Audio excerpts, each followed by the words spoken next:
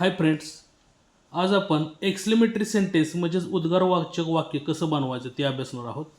दिलेलं वाक्य तुम्हाला विधानार्थी वाक्य असतं म्हणजे स्टेटमेंट सेंटेन्स दिलेलं असतं आणि त्या वाक्याचं तुम्हाला एक्सक्लेमेटरी सेंटेन्स म्हणजेच उद्गारवाचक वाक्य बनवायला सांगितलं जातं.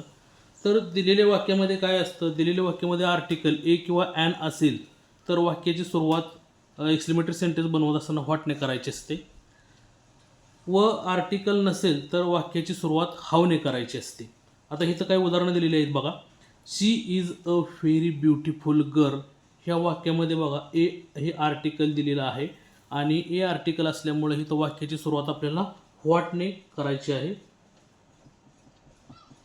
त्यानंतर व्हेरी हा शब्द वाक्यामध्ये येत असतो. व्हेरी हा शब्द तीव्रतादर्शक आहे, त्यामुळे व्हेरी, रेअरली, एक्स्ट्रीमली असे शब्द आले असले ते वाक्यामध्ये रिमूव्ह करायचे असतात, काढून टाकायचे असतात.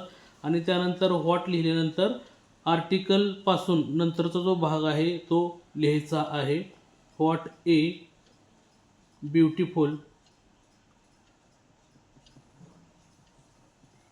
गर्ल. त्यानंतर कर्ता घ्यायचा सुरुवातीचा शी आणि शेवटी हेल्पिंग वर्ब घ्यायचं इज आणि शेवटी मग वाक्याच्या शेवटी एक्सक्लेमेटरी मार्क म्हणजेच उद्गारवाचक चिन्ह द्यायचं आहे. What A beautiful girl she is असं वाक्य तयार होईल.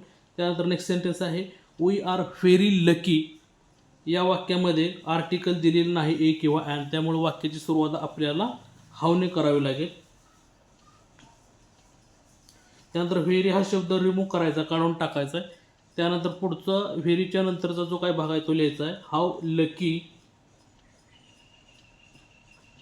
त्यानंतर सुरुवातीचा कर्ता वी आणि हेल्पिंग वर्ब आर आणि शेवटी उद्गारवाचक चिन्ह द्यायचं आहे.